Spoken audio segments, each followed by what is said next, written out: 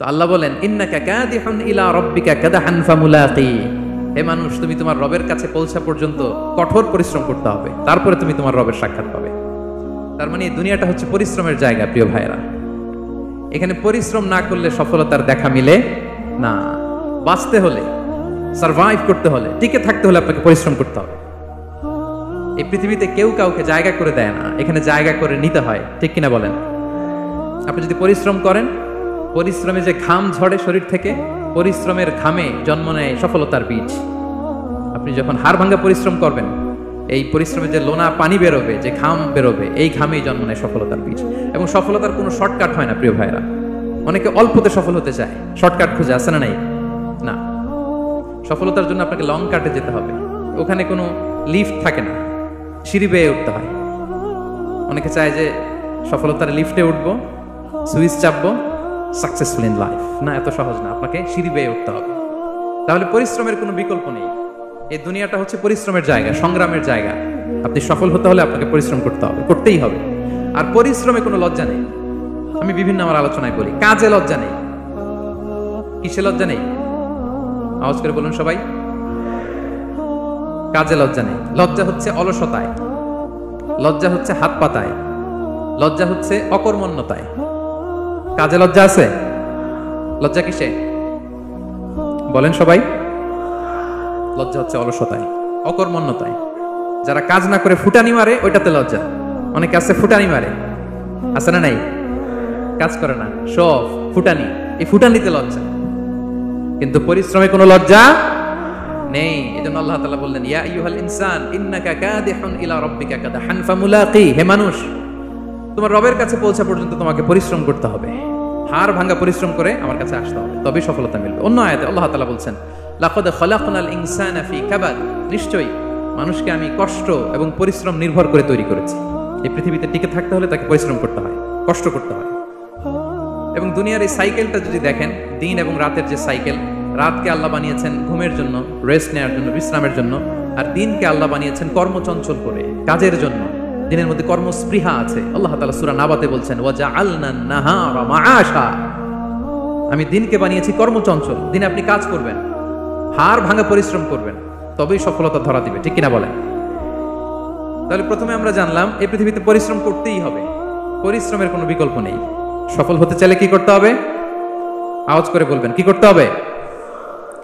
এবং ইসলাম এই পরিশ্রমকে উৎসাহিত করে, পরিশ্রমের মাধ্যমে যে ইনকাম, এটাকে উৎসাহিত করে। বিষ্ণু ঈসা ইসলাম বলেন মা আকালা আহাদুন তাআমান কাত্তু খায়রান আইয়াকুলা মিন আমালি ইয়াদাই, মানুষ পরিশ্রম করে তার দুই হাত দিয়ে উপার্জন করে যে জীবিকা নির্বাহ করে, এর চেয়ে শ্রেষ্ঠ জীবিকা পৃথিবীতে আর নেই। আল্লাহু আকবার। আপনারা যারা কষ্ট করে ঘাম ঝরিয়ে উপার্জন করেন, এই পৃথিবীতে এর চেয়ে শ্রেষ্ঠ উপার্জন আর হতে পারে? পরিশ্রম করে ঘাম ঝরিয়ে আপনি যে রিজিক এর বন্দোবস্ত আপনার হয়, এই খাবারের চেয়ে শ্রেষ্ঠ খাবার পৃথিবীতে হতে পারে? এরপর বিষ্ণু ইসলাম বললেন ওয়া ইন্না নাবিয়াল্লাহি দাউদ আলাইহিস সালাম কানা ইয়াকুলু মিন আমালি ইয়াদিহি, আল্লাহর নবী দাউদ আলাইহিস সালাম তিনি নিজ হাতের উপার্জন থেকে খেতেন। সুবহানাল্লাহি বিহামদিহি। তিনি আর্মর বানাতেন, যুদ্ধাস্ত্র। তিনি বর্ম বানাতেন, নিজ হাতে বর্ম বানিয়ে, যুদ্ধাস্ত্র বানিয়ে বিক্রি করে সেটা দিয়ে জীবিকা নির্বাহ করতেন। আল্লাহু আকবার। তাহলে পরিশ্রমের কোনো বিকল্প নেই। শ্রমের মাধ্যমে যে উপার্জন, এটা শ্রেষ্ঠ উপার্জন। তাই শ্রমজীবী যারা আছেন, মনক্ষুণ্ণ হবেন না, মন ছোট করবেন না। You are the super hero, you are the super hero, you are the remittance fighter of our country. এজন্য রাস্তা দিয়ে যখন হাঁটবেন, বুক ফুলিয়ে হাঁটবেন, আর বস্তা ভরে টাকা নিয়ে দেশে ফিরবেন, ঠিক কিনা বলেন? বুক ফুলিয়ে হাঁটতে হবে। এজন্য আমি আমার প্রিয় মাতৃভূমি বাংলাদেশের গভর্নমেন্টকে অনুরোধ করবো, আমাদের শ্রমজীবী ভাইদের যাতে সুবিধা হয়, এই ব্যবস্থা আমাদের করতে হবে। বিনীত অনুরোধ রাখবো। শ্রম মন্ত্রণালয়ে যারা দায়িত্বে আছেন, স্পেশালি তাদেরকে রিকোয়েস্ট করবো, আমাদের শ্রমজীবী ভাইদের যেন কোনো কষ্ট না হয়, কারণ তাদের পাঠানো রেমিটেন্সে সচল থাকে আমার দেশের অর্থনীতির চাকা। তারা ভালো থাকলে ভালো থাকবে বাংলাদেশ। ভেরি সিম্পল, ঠিক কিনা বলেন? আমার যে ভাইটা পরিচ্ছন্নতা কর্মী, রাস্তা ক্লিন করে, এয়ারপোর্টে ওয়াশরুম ক্লিন করে, একজন পরিচ্ছন্নতা কর্মী, তারও 20 থেকে 30 হাজার টাকা বাংলাদেশে ঢুকে প্রতি মাসে। আপনি চিন্তা করতে পারেন? 6টা মাস যদি রেমিটেন্স বন্ধ হয়, শ্রীলঙ্কার চেয়েও খারাপ অবস্থায় বাংলাদেশে চলে যাবে। Just only 6 months. ভয়ঙ্কর অবস্থা হবে বাংলাদেশে। এটা আল্লাহর পক্ষ থেকে একটা স্পেশাল রাহমা, মার্সি এন্ড ব্লেসিংস, যে আমাদের রিজিকের তাগিদায় সারা বিশ্বে যে কাজ করতে হয়, আমরা কাজ করি আর দেশে টাকা পাঠাই, আর সচল থাকে আমার দেশের অর্থনীতির চাকা, আলহামদুলিল্লাহ পড়ে। সো বাংলাদেশের গভর্নমেন্টকে আমি বিনীত অনুরোধ জানাবো, শ্রম মন্ত্রণালয়কে অনুরোধ জানাবো, এয়ারপোর্ট অথরিটিকে অনুরোধ জানাবো, আমার শ্রমজীবী ভাইদের সাথে ভালো আচরণ করুন, তাদের সাথে কোঅপারেট করুন। বিশেষ করে যতগুলো দূতাবাস আছে সারা বিশ্বে, বাংলাদেশের যে মিশনগুলো, দূতাবাসগুলো, আমার শ্রমজীবী ভাইদের যে কোনো কাজকে অগ্রাধিকার ভিত্তিতে আপনারা সার্ভিস দিন। এটা দিতেই হবে, ঠিক কিনা বলেন? তারা ভালো থাকলে ভালো থাকবে বাংলাদেশ। তো এই জন্য শ্রমের কোনো বিকল্প নাই। নিজ হাতে উপার্জিত অর্থ, নিজ হাতে উপার্জিত কামাই, এটা শ্রেষ্ঠ কামাই। তো আলহামদুলিল্লাহ আজকের অডিয়েন্সের মধ্যে শ্রমজীবী ভাইয়েরা বেশি, আলহামদুলিল্লাহ পড়েন। এটা আমাদের সৌভাগ্য। এই যে বাংলাদেশে এখন চাকরি নাই, চাকরির বাজার মন্দা, মাস্টার্স পাস করে বেকার টোটো কোম্পানির ম্যানেজার, এরকম আছে না নাই? তার বিপরীতে আল্লাহ তাআলা আপনাদেরকে মালয়েশিয়া নিয়ে আসছে, প্রতি মাসে আপনি টাকা পাঠান, আলহামদুলিল্লাহ।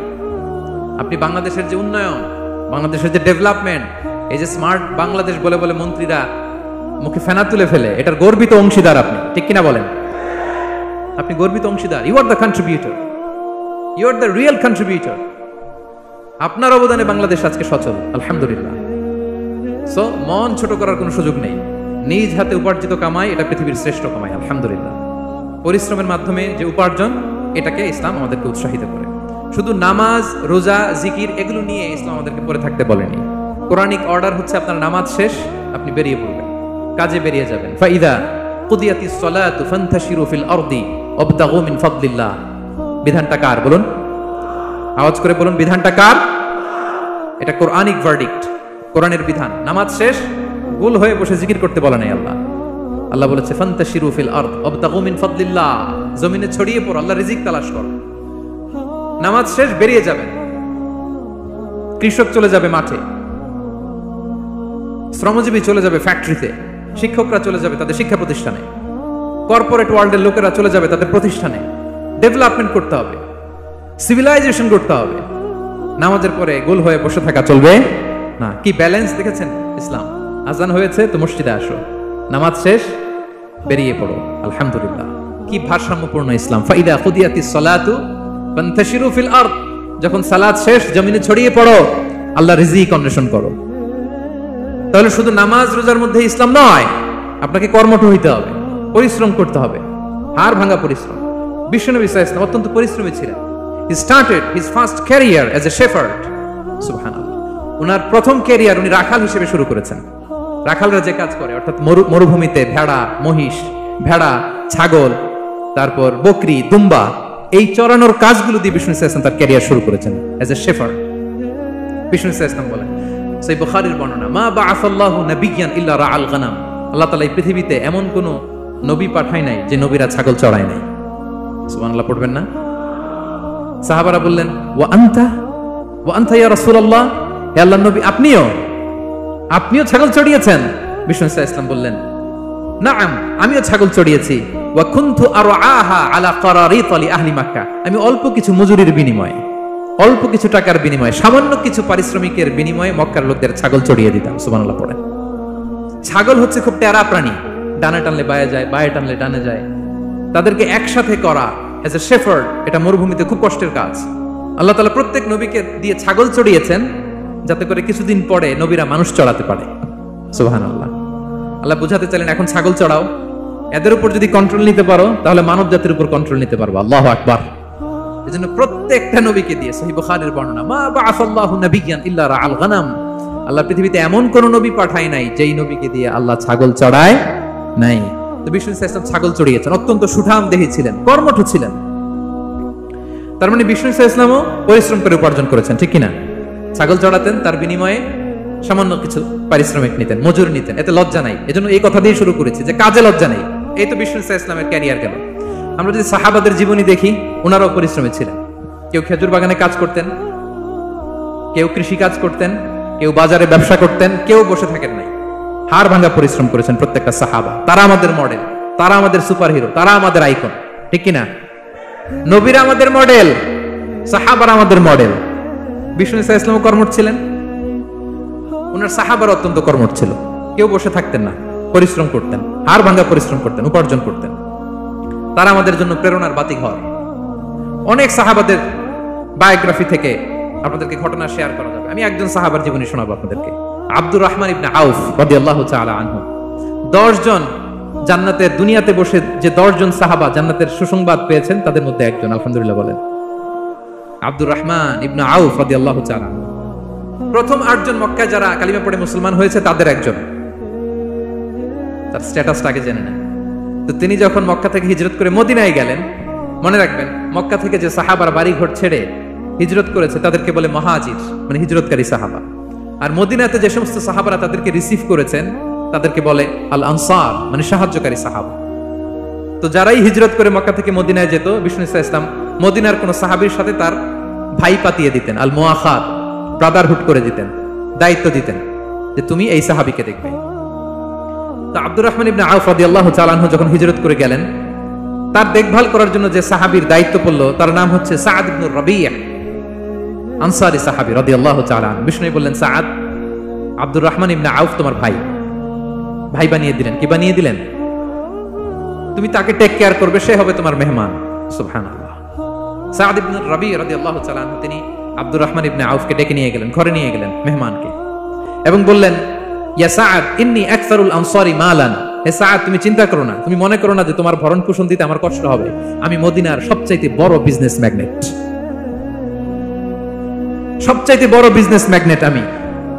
No tension, don't worry about it. Tension নিও না, আসো তোমার জন্য আমার কি প্রপোজাল শোনো। ফাআকসিমু লাকা নিসফা মালি, আমার যত সম্পদ আছে আমি অর্ধেক তোমারে দিয়ে দিব। সুবহানাল্লাহ। এত আসতে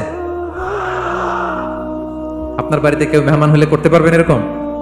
আল্লাহ, কেমন প্রেরণার বাতি ঘর তারা। ফাআকসিমু নিসফা মালি, হে আব্দুর রহমান ইবনে আউফ, আমার অর্ধেক সম্পদ তোমারে দিয়ে দিব। এখানেই শেষ না, এরপর বলতে লাগলেন, আমার অনেকগুলো স্ত্রী আছে, তুমি কোথায় যে মেয়ে খুঁজবা, প্রস্তাব দিবা, এত ঝামেলার দরকার নাই।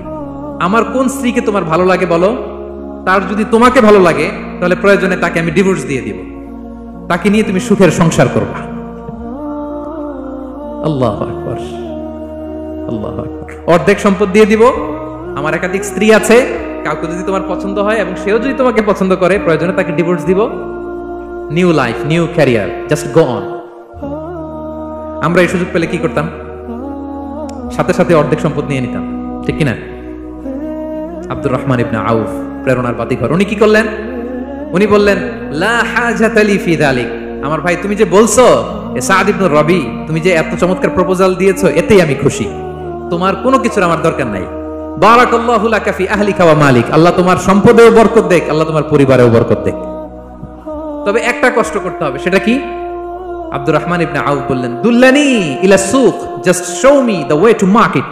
মদিনার বাজারটা কোথায় এটা একটু দেখায় দাও। আমি নতুন মানুষ, পথঘাট চিনি না। দুল্লানি ইলা সুক, just show me the way to market of Medina. মদিনার বাজারটা কোন রাস্তা একটু দেখায় দাও। আল্লাহু আকবার। সাআদ ইবনে রবি বললেন, এই তো মদিনার বাজার। উনি যে কিছু ঘি কিনলেন, পনির কিনলেন, কিনে বিক্রি করলেন, প্রফিট করলেন। ওই প্রফিট দিয়ে আরো বেশি করে কিনলেন, আবার বিক্রি করলেন, প্রফিট, আবার বিক্রি করলেন, প্রফিট। এই কেনা বেচা করতে করতে 1-2 মাসের মধ্যে উনি মদিনার one of the biggest business magnate হয়ে গেলেন। আল্লাহু আকবার। কি হাড় ভাঙা পরিশ্রমই না তারা করেছেন। একেবারে রেডি ক্যারিয়ার ছিল, গেলাম সবচেয়ে বড় বিজনেসম্যানের অর্ধেক সম্পত্তি পেয়ে গেলাম। He didn't accept the ready career, rather he made his own path with his own endeavor. নিজের চেষ্টায়, নিজের পরিশ্রমে, নিজের ঘাম ঝরিয়ে নিজের ক্যারিয়ার তৈরি করেছেন। চিল্লায় বলেন ঠিক কিনা? This is the biography of Abdur Rahman ইবনে আউফ রাদিয়াল্লাহু তাআলা আনহু। সাহাবারা কতটা পরিশ্রম করেছেন, তার মানে বিশ্বনবী পরিশ্রমী ছিলেন, সাহাবারা পরিশ্রমী ছিলেন। এবং বিষ্ণু ইসলাম পরিশ্রম করতে বলতেন সবাইকে, হাত পাততে নিষেধ করতেন, কারণ দারিদ্রতা বড্ড ভয়ঙ্কর। দারিদ্রতা যার আসে সে বুঝে। বাংলা একটা কথা আছে, অভাব যখন দরজায় এসে দাঁড়ায়, ভালোবাসা তখন। হ্যাঁ, সবার মুখস্থ দেখছেন? অভাব যখন দরজায় এসে দাঁড়ায়, ভালোবাসা তখন জানলা দিয়ে পালায়। দারিদ্রতা ঈমান কেড়ে নেয়। আপনি পার্বত্য চট্টগ্রামের অবস্থা জানেন? আমাদের বাংলাদেশের পাহাড়ি এলাকার অবস্থা জানেন? ওখানে আমাদের গরিব মুসলিম ভাইদেরকে সামান্য কিছু টাকা পয়সা দিয়ে ওদেরকে খ্রিস্টান বানিয়ে ফেলতেছে মিশনারি গুলো। এই খবর তো আমরা রাখি না। দারিদ্রতা বড্ড ভয়ঙ্কর। এজন্য বিষ্ণু ইসলাম দারিদ্রতা থেকে আল্লাহর কাছে পানাহ চাইতেন। তিনি বলতেন, আল্লাহুম্মা ইন্নী আউযু বিকা মিনাল ফাকরি ওয়াল কিল্লাতি ওয়াদ-দিল্লা। ও আল্লাহ, I seek refuge with you from poverty, from insufficiency and humiliation. ও আল্লাহ, আমি তোমার কাছে দারিদ্রতা থেকে পানাহ চাই। ও আল্লাহ, আমি তোমার কাছে স্বল্পতা থেকে পানাহ চাই। ও আল্লাহ, আমি তোমার কাছে লাঞ্ছনা থেকে পানাহ চাই। পড়েন আমিন। এই দোয়াটা বেশি বেশি পড়বেন। আল্লাহুম্মা ইন্নী আউযু বিকা মিনাল ফাকরি ওয়াল কিল্লাতি ওয়াদ দিল্লা। হে আল্লাহ, আমি দারিদ্রতা থেকে পানাহ চাই। আল্লাহ, স্বল্পতা থেকে পানাহ চাই। আল্লাহ, লাঞ্ছনা থেকে পানাহ চাই। সবাই পড়ুন আমিন। বিষ্ণু ইসা ইসলাম যে দোয়াগুলো শিখিয়েছেন এগুলো হচ্ছে very precise in wording but comprehensive in meaning. শব্দে খুব ছোট, কিন্তু অর্থ মানুষের হৃদয়ে এটার আবেদন অনেক ব্যাপক, অনেক বেশি। আপনি সারাদিন মিলিয়েও দোয়ার মধ্যে এত সুন্দর প্রার্থনা বাক্য তৈরি করতে পারবেন না, কিন্তু বিষ্ণু ইসা ইসলাম এক বাক্যে যেটা চেয়েছেন গোটা দুনিয়াটা এর ভেতরে ঢুকে গিয়েছে। আল্লাহুম্মা ইন্নী আউযু বিকা মিনাল ফাকরি ওয়াল কিল্লাতি ওয়াদ দিল্লা। আল্লাহ, দারিদ্রতা থেকে পানাহ চাই। বিষ্ণু ইসা ইসলাম নিজে স্বয়ং দারিদ্রতা থেকে পানাহ চাইতেন। তাহলে দারিদ্রতার সাথে আমাদের কোনো সম্পর্ক? আমরা পরিশ্রম করব, আমরা কাজ করে খাবো, কাজে কোনো লজ্জা নেই। লজ্জা অলসতায়, চিল্লায় বলেন ঠিক কিনা? এবং বিষ্ণু ইসা ইসলামের কাছে কেউ যদি হাত পাততো, যদি দেখতেন তার কাজ করার যোগ্যতা আছে, বিষ্ণু ইসা ইসলাম ভিক্ষা দিতেন না, কাজে উৎসাহিত করতেন, ভিক্ষাবৃত্তিকে অনুৎসাহিত করতেন। এক যুবক এসে হাত পাতলো, বিষ্ণু ইসা ইসলাম আর কিছু দেন। নবী বললেন, তুমি তো শক্ত সামর্থ্য মানুষ, বাসায় কি আছে বলো?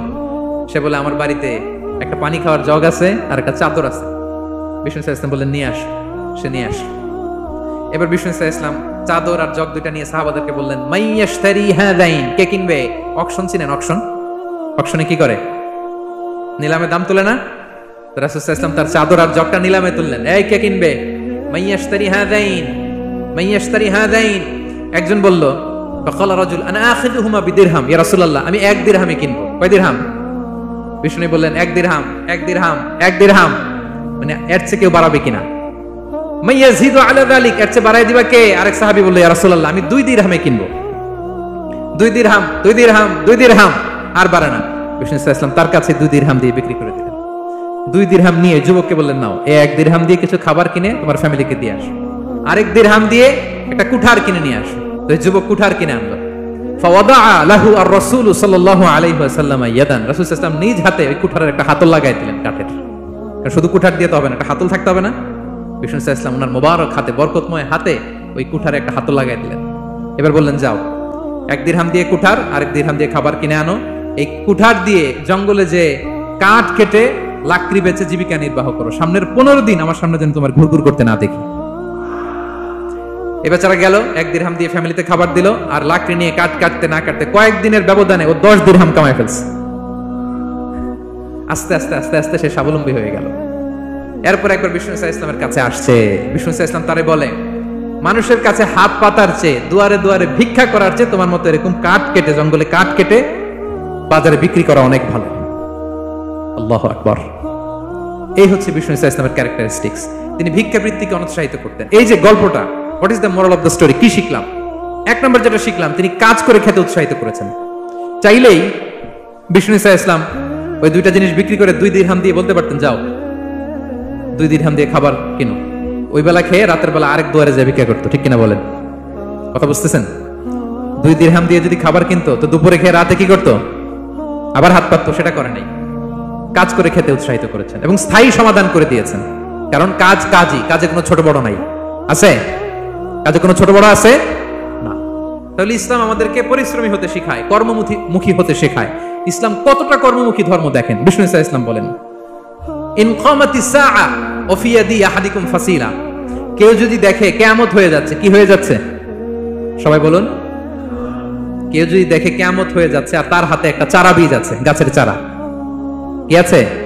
গাছের চারা। সে গাছের চারা রোপণ করতে গেছিল, ওদিকে যায় দেখে কিয়ামত শুরু হয়ে গেছে। বিষ্ণু বলেন, ফাইন ইসতাতাআ আন লা তাকুমা হাত্তা ইয়াগরিসাহা ফালইয়াগরিসহা, সে যদি পারে কিয়ামত হওয়ার আগে ওটা রোপণ করে দিতে, সে যেন তাড়াতাড়ি করে রোপণ করে দেয়।